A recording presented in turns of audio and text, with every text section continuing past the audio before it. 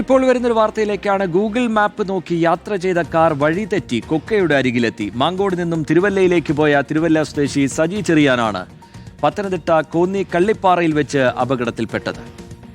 സജി ചെറിയാൻ വിവരം അറിയിച്ചതിനെ തുടർന്ന് കൂടൽ പോലീസും നാട്ടുകാരും മണിക്കൂറുകൾ നീണ്ട തെരച്ചിലിനൊടുവിൽ ഇദ്ദേഹത്തെ രക്ഷിച്ച് പോലീസ് സ്റ്റേഷനിൽ എത്തിച്ചു. പ്രവീൺ പുരുഷോത്തമൻ കൂടുതൽ വിവരങ്ങളുമായി ചേരുകയാണ്. പ്രവീൺ, ഗൂഗിൾ മാപ്പ് ചതിച്ചതാണല്ലേ? ഭാഗ്യം കൊണ്ട് എന്തായാലും അദ്ദേഹത്തിന് അപകടമൊന്നും സംഭവിച്ചില്ല. പത്തനംതിട്ട കൂടൽ വട്ടമല എന്ന സ്ഥലത്താണ് ഈ സംഭവം നടന്നത്. ഇന്ന് ഉച്ചതിരിഞ്ഞ് 3:30 കൂടിയാണ് ഈ വിജനമായിട്ടുള്ള പ്രദേശത്ത് ഇദ്ദേഹം അകപ്പെട്ടത്. ഗൂഗിൾ മാപ്പ് നോക്കി ഇദ്ദേഹം മാങ്കോട് എന്ന സ്ഥലത്ത് നിന്നും തിരുവല്ലയിലേക്ക് യാത്ര ചെയ്യുകയായിരുന്നു. മാങ്കോട് നിന്ന് പുറപ്പെട്ട ശേഷം തിരുവല്ലയിലേക്ക് അദ്ദേഹം ഗൂഗിൾ മാപ്പ് ഇട്ടിരുന്നു.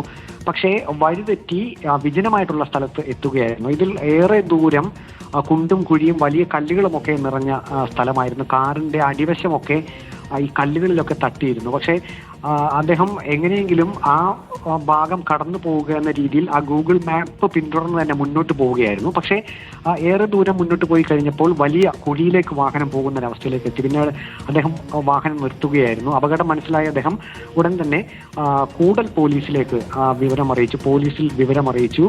പിന്നീട് കൂടൽ പോലീസ് നാട്ടുകാരുടെ സഹായത്തോടു കൂടി ആ ഭാഗത്തേക്ക് എത്തുകയായിരുന്നു. മണിക്കൂറുകൾ നീണ്ട ശ്രമത്തിനൊടുവിലാണ് പോലീസിന് പോലും ആ ഭാഗത്തേക്ക് എത്താനായത്. ഇദ്ദേഹം തീർത്തും അവശ്യ നിലയിലായിരുന്നു.